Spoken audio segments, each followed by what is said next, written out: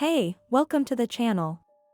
We hope that you enjoy today's stories and check out the chapters on the video to see all the stories for today. But before we get into this video, subscribe to the channel and hit that bell icon to get notified when we release a new video.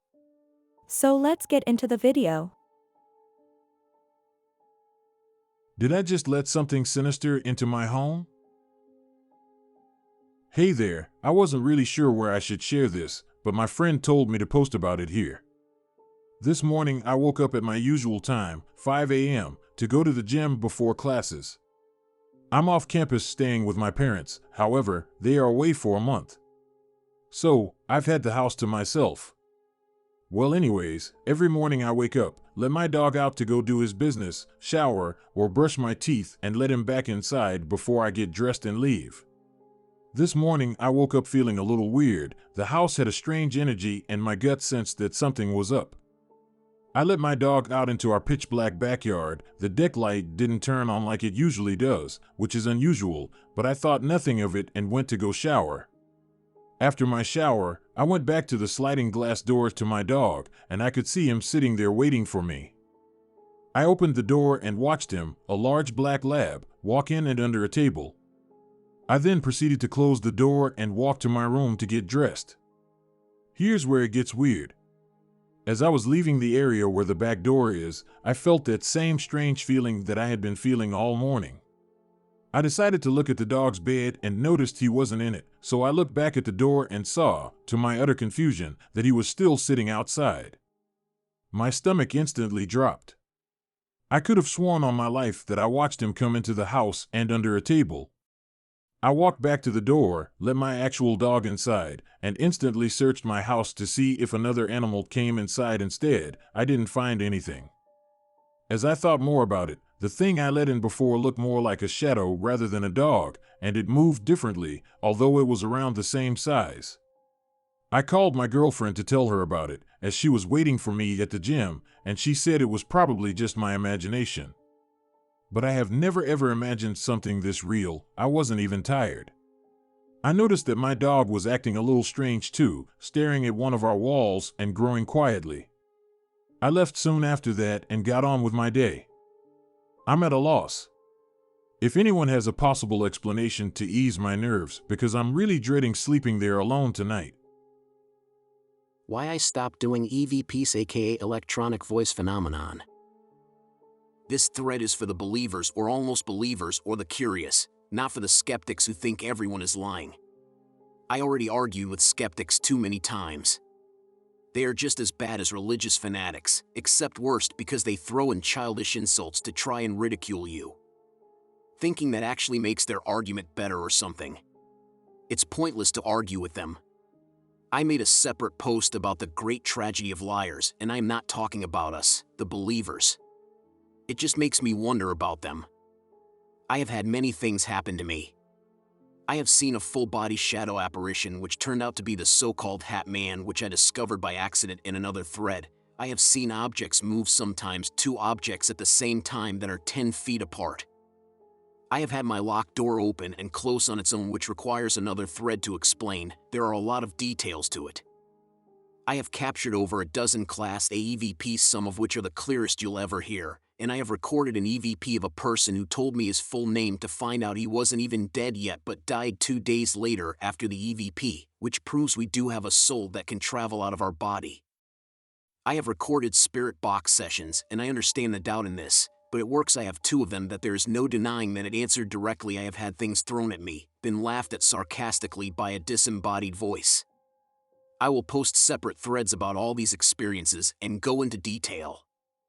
None of those things scared me. I even would say it out loud to the spirits that they don't scare me. But one thing did scare me, scared the crap out of me, and will scare even a Navy SEAL in SEAL Team 6. I woke up out of a trance in front of my stove, with the burner on and a knife with a plastic handle in the frying pan, the handle melting. I had no idea what happened.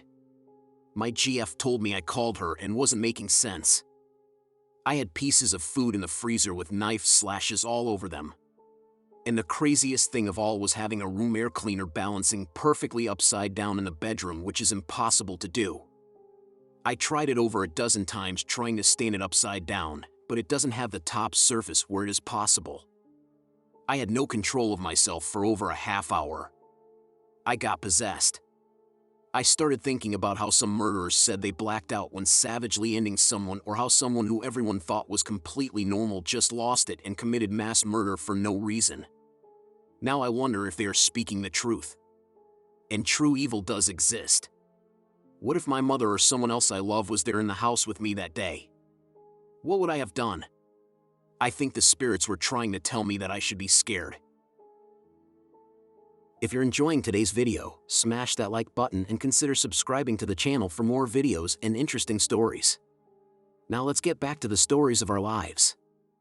My experiences in a tutor hall from the 14th century. I'm lucky enough to work in a tutor hall in the UK. The building is late 14th century, although much of it is late 16th century and later. It's timber framed, and the electrics are in dire need of doing so. It is a creaky and poorly lit old pile. Places like this tend to accumulate spooky stories, and the hall is no exception, with two old legends in particular. There have been loads of sightings around the place that have been reported by both staff and visitors. In the 7 years I've been there, I've been collecting those stories, and we've made a ghost tour from them. I'm somewhat of a skeptic, but I've had 3 experiences that I can't really explain. I'll share 2 of them below. The first came in the summer of 2018. It was still bright out, so the hall wasn't too dark. I was closing the first floor of the house on my own. I reached the room where a lot of the sightings center around. Off to the side is a bedroom with a large oak door. I had my back to the main room whilst trying to close the door, as the bolt was jammed. As I was doing this, a massive crash happened right behind me. I spun around in alarm, expecting to see the suit of armor on the floor, but the room was deathly still. I could feel the vibrations through the doorknob. Needless to say, I was freaked out and left. The second experience was quite fleeting, but I'm sure of what I saw. Again at the end of the day, about 6 months after the first experience. In the service wing, there's a large Victorian kitchen, and just outside its door is a small staircase leading up to the servants' quarters and a guest wing. I was heading into the kitchen to turn the lights off, but I looked up the stairs as I passed and saw someone in a long white dress pass across the top. It took me a moment, as we had other staff in, but I realized that the last visitors had just left. Thinking we'd missed someone, I went up the stairs and searched for this visitor. I looked through several rooms, but there was no one there. Needless to say, it's a spooky old place, and many of the staff don't like being there on their own. If I can figure out an easier way to share the other stories, I will do. The third story, as requested. I was closing the house in December last year. The house had been decorated for Christmas, and I was showing a new starter which doors to lock and where the lights are. I went into one of the rooms on the ground floor and turned the lights out before noticing that one of the decorations lights was still on. I walked up to the table and switched them off. My new colleague was standing in the doorway behind me. This is 5 p.m. in December, so it's dark. About 2 seconds after turning the fairy lights on the decoration off, something sizable drops to the floor in the fireplace. Another second later, something lands behind me, as if it was thrown by someone. We were both startled, so my colleague switched the lights on and we looked for whatever had made the noise, but everything was in its place. Something is always following and touching me. Recently, I have felt something following me around everywhere. I always feel like someone is watching me, and I feel a hand on my shoulder or head when nothing is there. So I keep seeing this thing when I'm outside. It doesn't talk usually, but I keep seeing it wherever I go. It's always behind a tree or hiding. When I was younger, I used to go outside to swing next to the huge tree, and I kept seeing a shadow figure stick its head out, but whenever I actually looked at it, it disappeared. It doesn't hurt or scare me. It's sort of like a father. It comforts me, and yes, it may be just an imaginary friend, but it feels real. I keep feeling it touch me on my shoulder, and I feel it next to me, always beside or behind me. When I sleep and face the wall, I feel it behind me. There are times when I see it or hear it in a closet or in the hallway at night, but it doesn't harm me. It doesn't harm me, and it says it brings no threats. It's comforting to me, and I talk to it sometimes, and during school, I write about it and I draw it.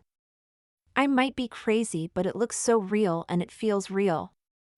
It's super tall, with no face, no accessories, nothing on it, a shadow figure, really skinny, I can almost see its bones. It has a low sort of raspy voice. It's nice and kind. It has never made me feel threatened or scared. I feel happy, relaxed, and welcomed by it. I never can touch it though, but it can touch me. If I try to touch it, it fades away.